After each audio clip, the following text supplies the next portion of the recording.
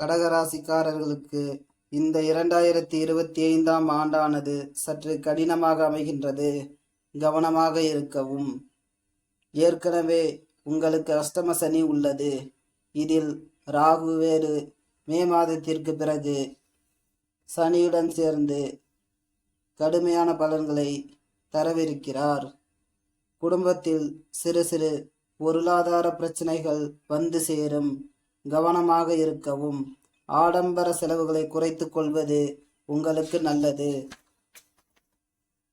குறிப்பாக கைபேசிகளையோ அல்லது வாகனங்களையோ அதிக விலையில் ஆடம்பரமாக வாங்குவதை தவிர்க்கவும். புது வீடு கட்டும் ஆசைகளை சற்று தள்ளி வைப்பது உங்களுக்கு நல்லது. நிலம் வீடு வாங்கும் முன் நன்கு விசாரித்து வாங்கவும். பூர்வீக சொத்துக்களை விற்பதில் சில சிக்கல்கள் ஏற்படுகின்றன. பொறுமையாக இருக்கவும். உடல் நலம் சற்று தேறினாலும் மன உளைச்சல்கள் சற்று அதிகரிக்கும்.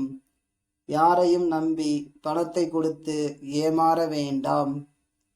நண்பர்கள் உங்களுக்கு உதவி செய்ய நினைத்தாலும் அவர்களால் உங்களுக்கு உதவ முடியாத சூழ்நிலை ஏற்படும்.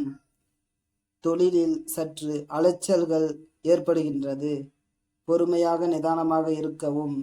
உங்களிடம் வேலை பார்ப்பவர்களுடன் வீண் விவாதங்களில் ஈடுபட வேண்டாம். லாபங்கள் சற்று தேங்கி நிற்கும். வேலை செய்யும் இடத்தில் சற்று பொறுமையாக இருக்கவும். அடிக்கடி வேலையை மாற்றும் சூழ்நிலை ஏற்படும். உங்கள் உழைப்பிற்கேற்ற பணவரவு இருக்காது.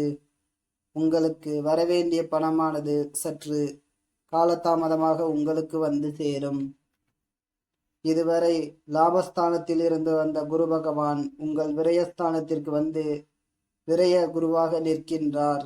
நீங்கள் கஷ்டப்பட்டு சம்பாதிக்கும் பணங்கள் அனைத்தும் கடன் கட்டவே சரியாக இருக்கும். கையிருப்புகள் மெல்ல மெல்ல குறைந்து பொருளாதார நெருக்கடி ஏற்படும். வீட்டில் உள்ள நகைகளை அடமானத்திற்கு கொண்டு செல்லாமல் பார்த்து கொள்ளவும். யாரையும் நம்பி பணத்தை கொடுக்க வேண்டாம். ஜாமீன் கையெழுத்தும் போட வேண்டாம். இந்த ஆண்டு சற்று கவனமாக இருப்பது கடக ராசிக்காரர்களுக்கு மிகவும் நல்லது. மேலும் உங்களுக்கு நல்லதெல்லாம் நடக்க புன்னை நல்லூரில் உள்ள மாரியம்மனை வழிபடவும்.